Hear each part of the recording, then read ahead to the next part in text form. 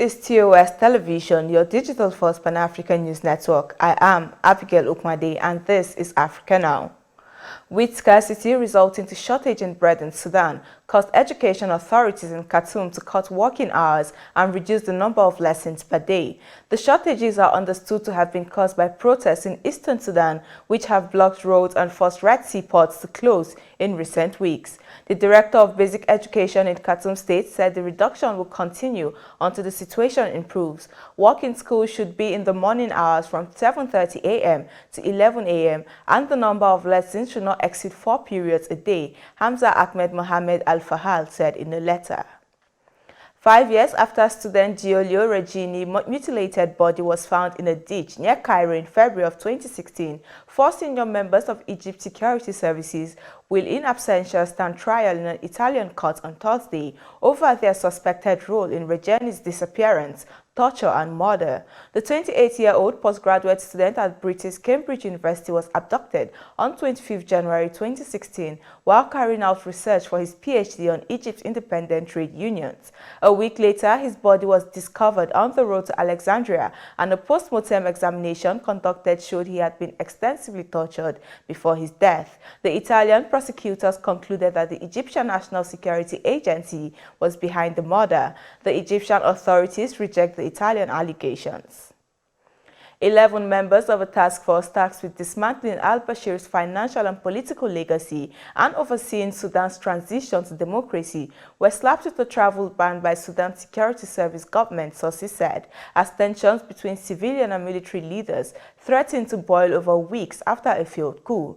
The sources said Mohamed al-Faqih, who at a news conference last month accused the military of using the failed coup as an excuse to try to seize power, was included on the list. The General Intelligence Service in a statement later on Wednesday denied reports that it banned officials from travel and said that it was not within its powers.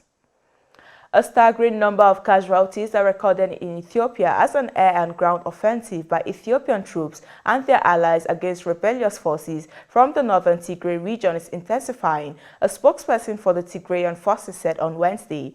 Reda of the Tigray People's Liberation Front said that the Ethiopian military and allies from the Amhara region were fighting the Tigrayan forces on several fronts in both the Amhara and Afar regions, which neighbor Tigray. The fighting has raised fears that it could further destabilize the Horn of Africa nation of 109 million people and plunge Tigray deeper into famine. 7 miners have died and 5 are missing after a makeshift gold mine collapsed on Monday in eastern DR Congo's South Kivu province after heavy rainfall, local sources said on Wednesday. Of the 13 people who were in the shaft, only one was found alive but was seriously injured and taken to hospital, and the 7 dead miners were buried on Monday at the site, while a search for the 5 missing is still underway. Artisanal miners in the vast Central African country often work in difficult conditions, ignoring safety norms. This is your digital-first Pan-African news network, TOS Television. You are watching Africa Now. Business and more coming your way after the break. Do stay tuned.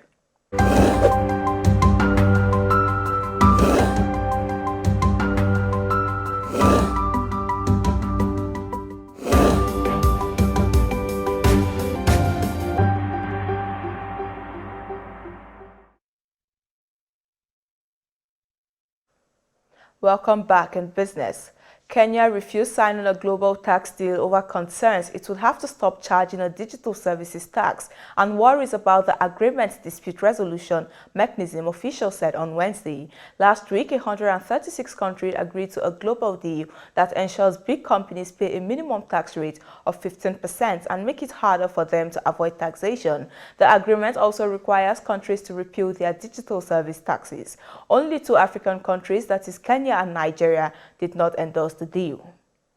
South Africa's biggest engineering union, NUMSA, has rejected the new wage offer as a national strike that has already hit output at car maker BMW enters its 2nd week on Thursday, employer body SEFA said. The National Union of Metal Workers of South Africa, with around 155,000 members organized in the sector, have been on strike since October 5th to press for higher wages after wage talks hit a deadlock and arbitration failed. The Metal Workers Union is demanding an 8% across the board wage rise in the first year and inflation plus 2% for the second and third years.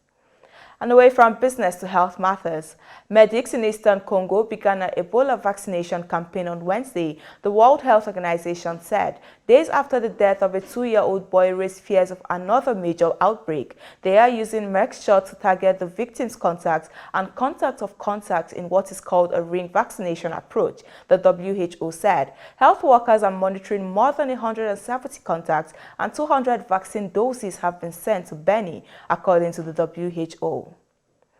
And from December 1, government workers in Nigeria will be required to show proof of COVID-19 jabs or a negative test result conducted within 72 hours to be allowed into their offices, a presidential committee said on Wednesday.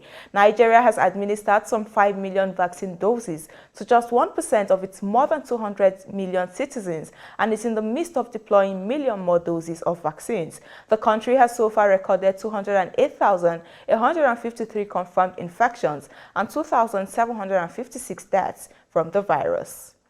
And in sports, there was jubilation in South Africa for the first time in 18 months after football fans were back in the stands of FNB Stadium on Tuesday as the country's national team faced Ethiopia in a World Cup qualifying match. The FNB Stadium, also known as the Calabash and renamed Soccer City during the 2010 World Cup, has a capacity of 94,000, but just 2,000 vaccinated spectators were allowed in for the game against Ethiopia. Those lucky enough to get tickets underwent stringent temperature and vaccination certificate checks before they were allowed to occupy their seats ahead of the kick-off.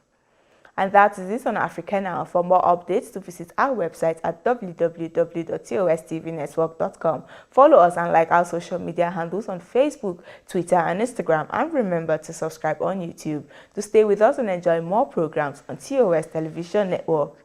I am Abigail Okwade. Thanks for watching.